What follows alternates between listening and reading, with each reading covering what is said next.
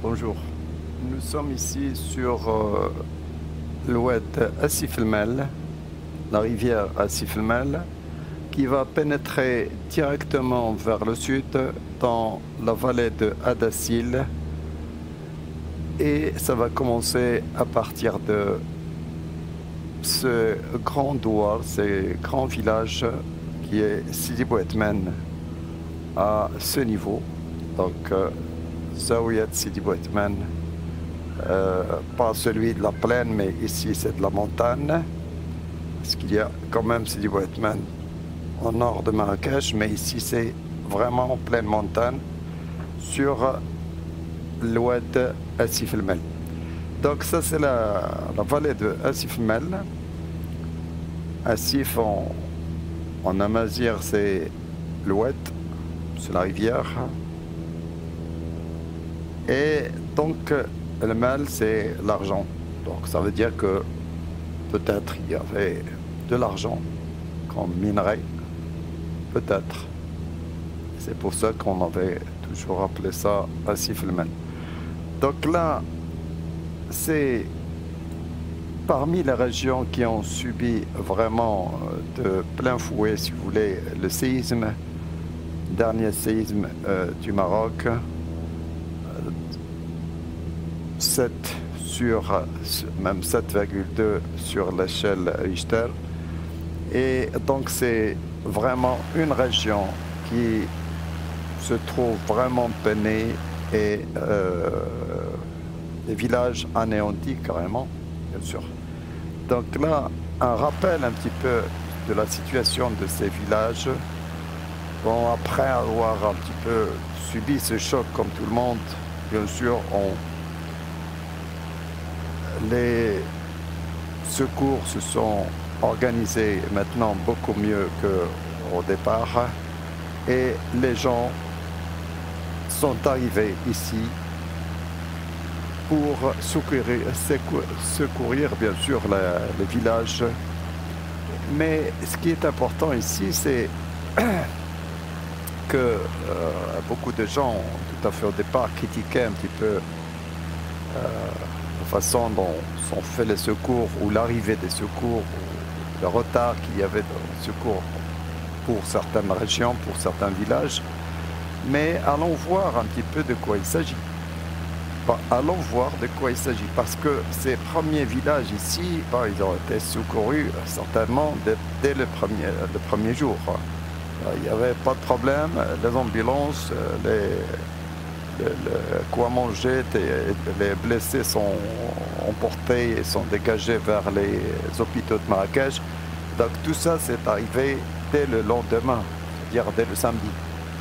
Bon, je vous rappelle que le séisme, bien sûr, a eu lieu le vendredi soir vers 11h10 ou 11 minutes, c'est-à-dire 23h11. Et du vendredi, c'est-à-dire la nuit du vendredi-samedi. Et dès le samedi, bien sûr, matin, les secours sont déjà arrivés dans tous les villages ici de la bordure. Pourquoi? Parce que les routes quand même sont accessibles. Mais le problème va être beaucoup plus grave pour les villages qui sont dans le fond des vallées. Et donc, pour vous rapprocher un petit peu de ces images, de ces emplacements de villages dont vous entendez parler, vous voyez certainement des images terribles des grabats et des maisons détruites, et des villages et des gens en souffrance. Bien sûr, ça c'est ce qui a fait l'information pendant toute la semaine au cours, c'est-à-dire dans laquelle nous sommes, ou la semaine dernière. Donc là, c'est uniquement pour savoir un petit peu comment les Marocains ont géré et ont secouru, quand même, pas les Marocains seuls, parce qu'il y avait quand même des gens qui sont venus par la suite de beaucoup de pays du monde et qui ont participé dans ces secours. Donc là, les Marocains ont, la plupart, bien sûr, c'est Marocains, parce que les petites équipes qui sont venues de l'étranger ne peuvent rien faire pour un petit peu un espace aussi grand que la commune de La Haouz et de Taroudant. Parce que là, c'est quand même une partie. Là, c'est une partie. Parce que là, c'est le Haut Atlas, qu'on appelle le Haut Atlas. Et le Haut Atlas, c'est toute cette chaîne, mais il y a le versant nord, c'est dans la région de Marrakech. Regardez, là, on va faire le tour. Regardez, ça, c'est la plaine du Haouz. Marrakech se trouve quelque part ici. Et tout ça, c'est la plaine du Haouz. OK? Et puis là, c'est le Haut Atlas. Et le Haut Atlas va donner de l'autre côté sur la région sur le bassin de Sousse et de Taroudant. Donc, toutes ces régions qui seront un petit peu les régions qui seront, voilà notre carte ici, toutes ces régions, y compris bien sûr du côté sud du bassin de Sousse ici, et le bassin de Haouz. Donc toutes ces régions seront affectées, bien sûr, et même la région de Ouarzazate ici, même la région de Ouarzazate. Donc tout ça, ça a été affecté par le séisme. Regardez, c'est une partie du Maroc qui est très large, très vaste. Donc là, quand on parle de secours, de ce que l'on entend un petit peu dire sur certaines télés, c'est des gens qui connaissent rien au Maroc, qui connaissent rien dans la grande surface qui a été affectée par le séisme. C'est tout ça, bien sûr. Et partout, il y a des villages comme ça. Et mieux encore, ça, ce sont des villages, disons, qui sont très proches de la ville, qui sont très proches, accessibles. Il y a la route qui passe ici très large. Il n'y a pas beaucoup de falaises. Donc, les routes sont pratiquement, ils ont été sauvegardées dans leur état, disons, tout à fait accessible. Mais allons voir ce que sont ces villages tout à fait du fond. Donc on va passer ici sur le village de Sidi Bou Edmen, et puis juste après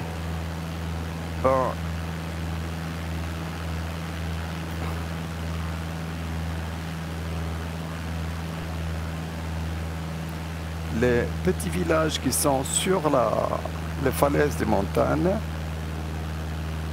Donc ça, c'est ça aussi du Bou Edmen. Ça, c'est le village Anbdour.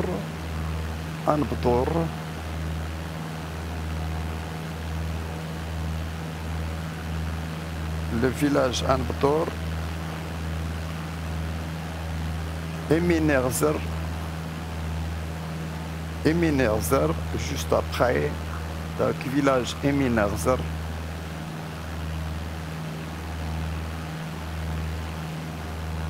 Il y a le village Annamr de l'autre côté. Taskourt, c'est le village qui va rester. Taskourt, c'est le deuxième village là qui est avant le barrage. Donc tous ces petits villages sont éparpillés ici sur les falaises de ces montagnes. Ils ont subi de plein fouet, j'ai dit, le séisme. La plupart des maisons sont construites en terre battue ou sinon des pierres et de la terre. Donc elles sont sur des falaises ou sur des pentes. Donc l'appel de pente, bien sûr, c'est un phénomène très... Regardez, ça c'est la reconstruction de... Bien sûr, il faut pas imaginer que ce sont les maisons réelles. Ce pas les maisons réelles. Vous allez voir des photos, je vais vous montrer des photos des maisons réelles, parce que là c'est Flight Simulator, soi-disant, le programme informatique qui les rend 3D comme ça. Tandis que dans la réalité, non, la plupart des maisons sont en terre cuite ou terre battue ou des pierres. Donc c'est des villages amazirs, ce qu'on appelle les villages berbères, bien sûr, qui sont de très beaux villages, des gens très bien et très honnêtes, des gens qui vivent tranquillement, bien sûr, dans ce paysage, disons, très beau. Mais tout d'un coup, leur vie va basculer, bien sûr, et il y a un changement pratiquement brutal vers l'inconnu, quoi. Bah, heureusement que ce sont des villages qui sont des familles, soi-disant. Parce que là, ce qu'on ne comprend pas, ou les gens ne comprennent pas, c'est que ce sont des familles, de grandes familles, tout simplement. Donc les villages, même ces villages-là, ils ont du sang en commun, quoi. C'est des cousins, des cousines, des gendres, etc. Donc c'est des gens qui se connaissent très bien et qui viennent en aide les uns aux autres. Donc il n'y a pas de barrière entre ces villages. C'est pour ça que les secours, ils se sont secourus eux-mêmes, par eux-mêmes, quoi. C'est-à-dire que les jeunes des douars, ils vont venir aux aides pour les douars qui sont plus affectés, etc.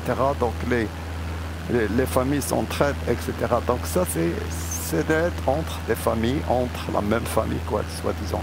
Donc ce n'est qu'après, bien sûr, que tout le Maroc va venir, tous les gens du Maroc vont venir pour aider.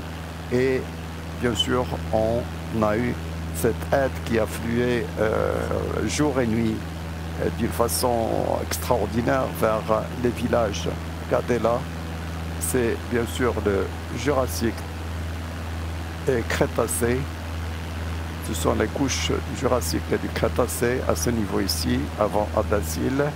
Donc vous voyez que c'est des terrains sédimentaires, friables bien sûr même.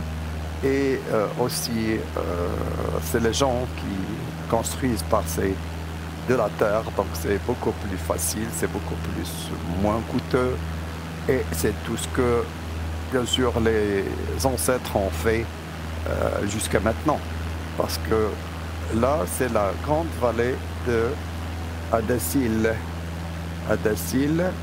Bon, maintenant, après que les secours se sont installés, bien sûr, il faut savoir que dans cet espace-là, juste en face, là, c'est l'armée royale a installé un grand hôpital, bien sûr, et des secours, etc. C'est là où les avions, les hélicoptères atterrissent, bien sûr, et prennent. C'est vraiment un grand village ici à Adassil. Regardez, c'est un grand village. Il y a deux vallées qui vont partir ici en parallèle. La vallée de droite et la vallée de gauche. Donc, si l'on suit un petit peu cette vallée de droite, regardez, tout ça, c'est la commune de Adassil. Donc, ça, c'est les villages qui ont subi encore une fois vraiment un choc terrible. Et je ne sais pas, je ne vais pas commencer à expliquer quoi que ce soit. Mais sachez qu'il y a ici une grande faille, là. Vous la voyez, ça c'est une grande faille, bien sûr, qui commence déjà entre ce qui est le Cambrien ici et le secondaire, le Mésozoïque, les terrains mésozoïques à ce niveau.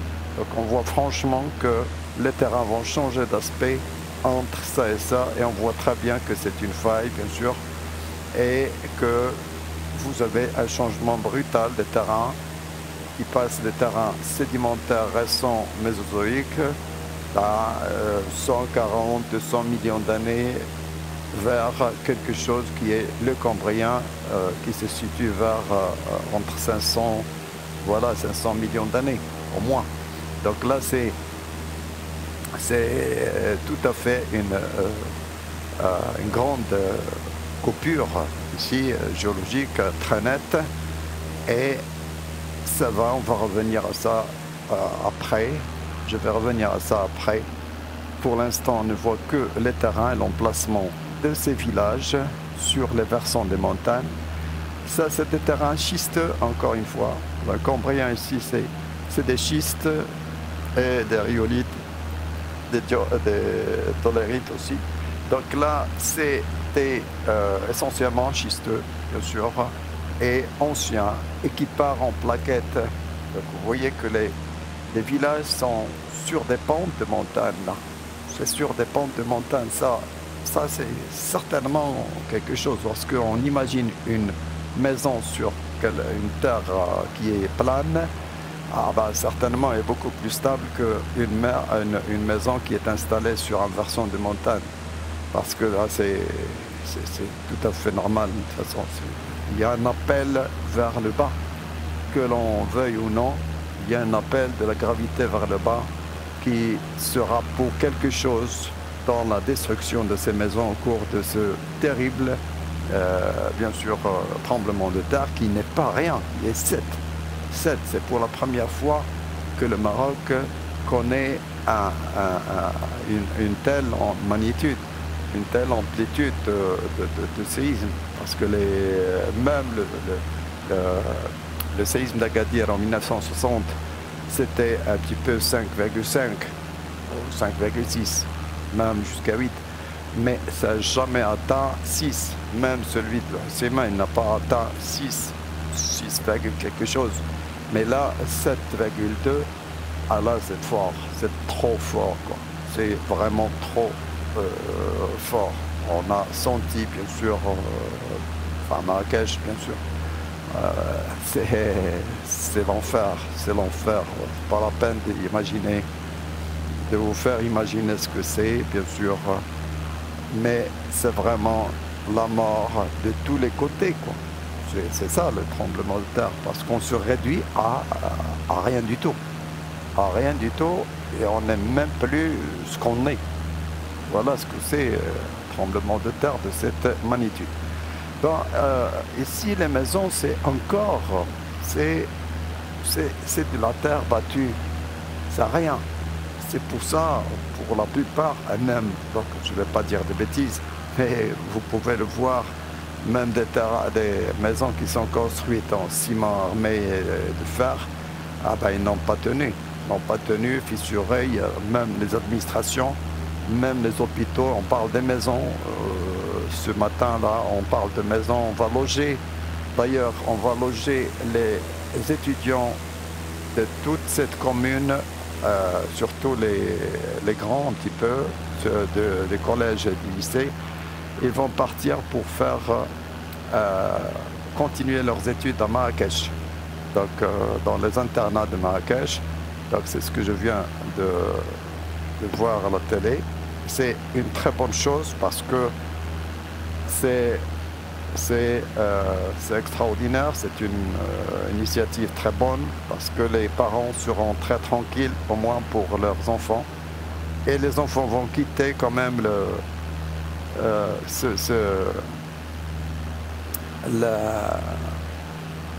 donc Taourir, Adassil, Tiguinarin, Mjdid, ce sont les douars que l'on vient de quitter, parce qu'il n'y a pas que Adassil, il y a Mjdid, il y a Tiguinarin, Taourir, Adassil, donc tous ces villages. Et on va faire un autre village, Iglouane, Iglouane je pense, et Imintonit. Donc on va vers Iglouane, c'est peut-être ça, Iglouane.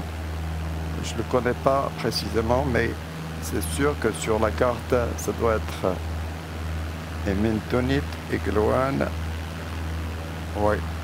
Non, Imintonit, c'est celui-ci, je pense. Nous sommes sur Imintonit. Et Taounrest sera le village prochain. Taounrest sera le village prochain. Et Taldemt C'est l'autre village. Donc là, c'est ça le problème. Donc si on parle de retard, de secours, etc., ben, regardez, c'est ça la piste. C'est ça la piste à gauche qui relie ce douar aux autres. Il n'y a même pas de, il y a pas de route goudronnée. Il n'y a pas de route goudronnée. Donc là, il n'y a pas de route goudronnée. Tout ce qu'il y a, ce sont des pistes. Ces villages sont reliés par des pistes carrossables. Parfois, si vous avez un 4x4, bon, vous pouvez passer certainement. Mais si vous n'avez pas de 4x4, bon, vous ne pouvez pas passer tout simplement. Donc ça, c'est ça le problème. Un autre village, Anzelfi quelque part ici dans ces vallées. Et voilà, donc vous voyez, on a pénétré un petit peu au fond de la vallée pour vous faire une image très exacte de ce qu'il y a réellement. Bon, je vais faire un petit virage ici,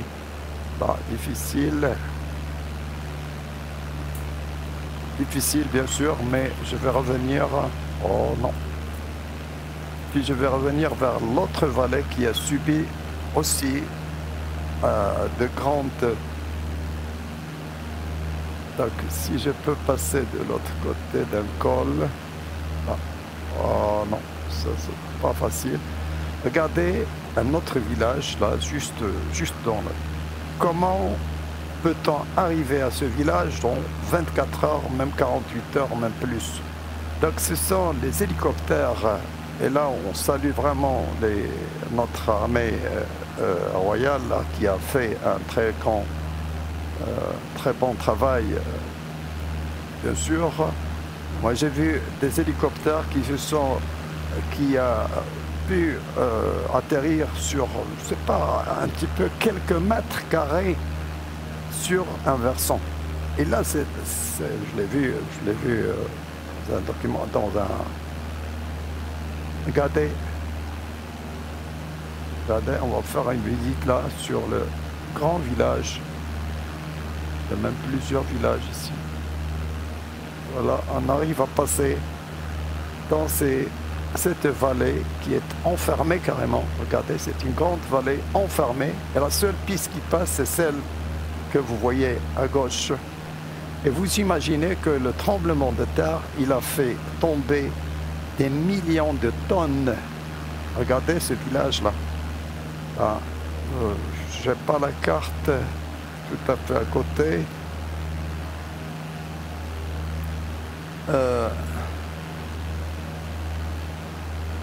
Anzelfi, Tanamert.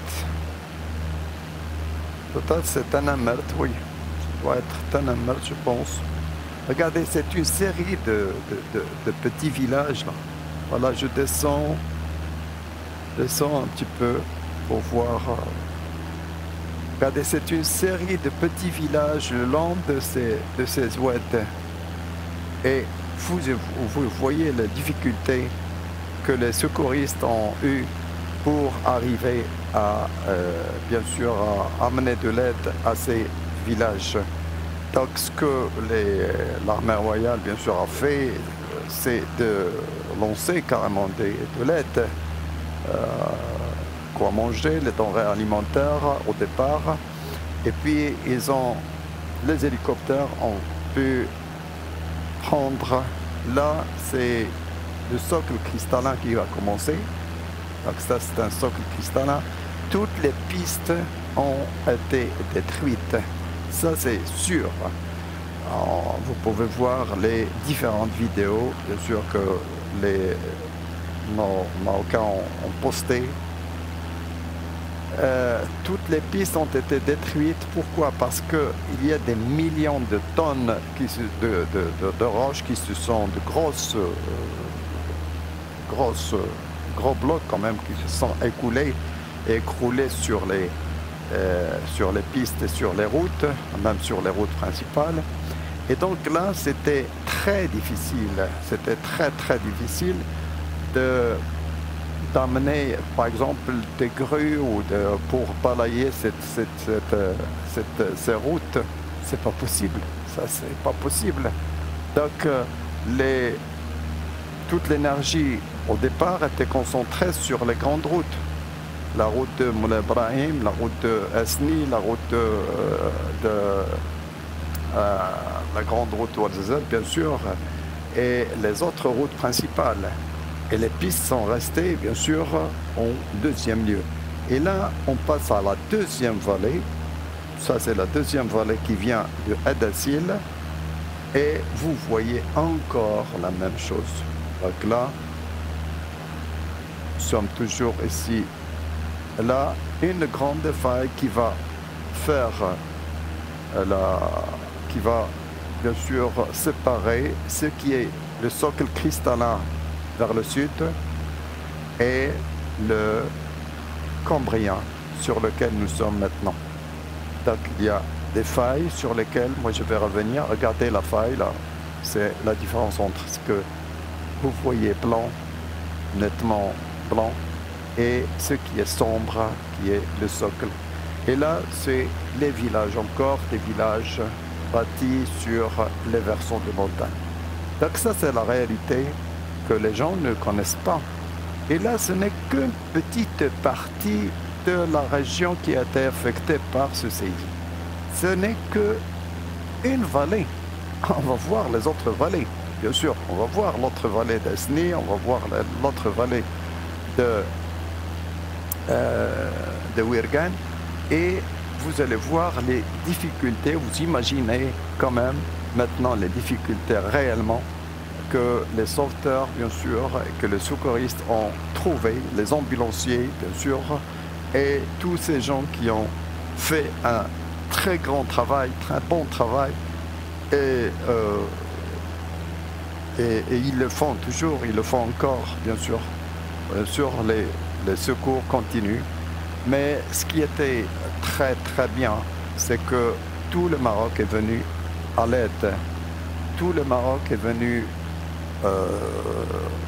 c'est même inimaginable, c'est même difficile à imaginer que les camions sont chargés depuis Tanger, Tétouan, même Laayoune, Dakhla, etc. De tout le Maroc, Oujda, Casa, bien sûr, Marrakech, bien sûr, toutes les Agadir. C'est des gens qui ont soutenu leurs frères, tout simplement, la grande famille des Marocains. Donc, ça, c'était extraordinaire. Et c'est vraiment extraordinaire de voir toujours ces aides qui affluent dans la région, bien sûr. Et les gens sont arrivés, les secours. L'État était au point, pratiquement, avec tous les services de l'État, sans exception, bien sûr. Donc voilà un petit peu la réalité de ces terrains, de ces villages. Regardez ce village-là. Ça, c'est pas possible. Regardez. Ça, c'est le village adossé à la montagne et ça ne tient pas à grand-chose. Et c'est des petites maisons, un petit peu, comme vous pouvez voir. Ça, c'est le Cambrien, vous le voyez, c'est stratifié, relativement schisteux, tout simplement. Et là, on revient vers Hadassil, bien sûr. Voilà, donc ici, c'est les grands espaces. Heureusement que ça, c'est une vallée. On va revenir aux autres vallées. Moi, je vais, bien sûr, pour ne pas que la vidéo ne soit pas trop longue, je vais rester, je vais faire cette vallée et on va revenir à une autre vallée la prochaine fois. Donc là, c'est les terrains secondaires, bien sûr sur des terrains anciens.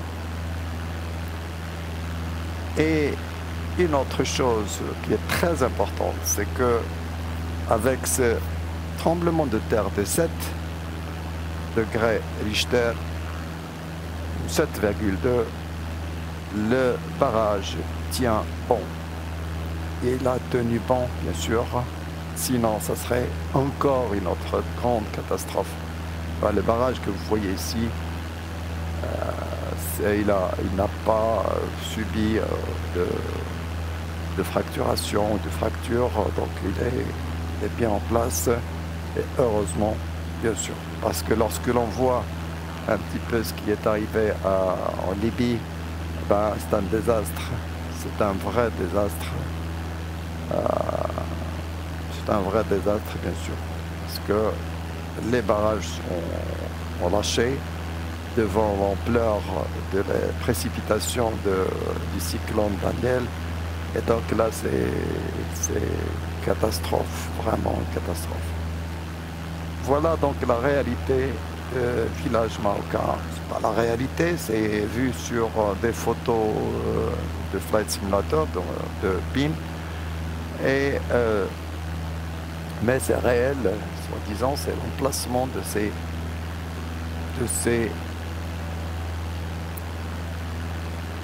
ces villages, bien sûr.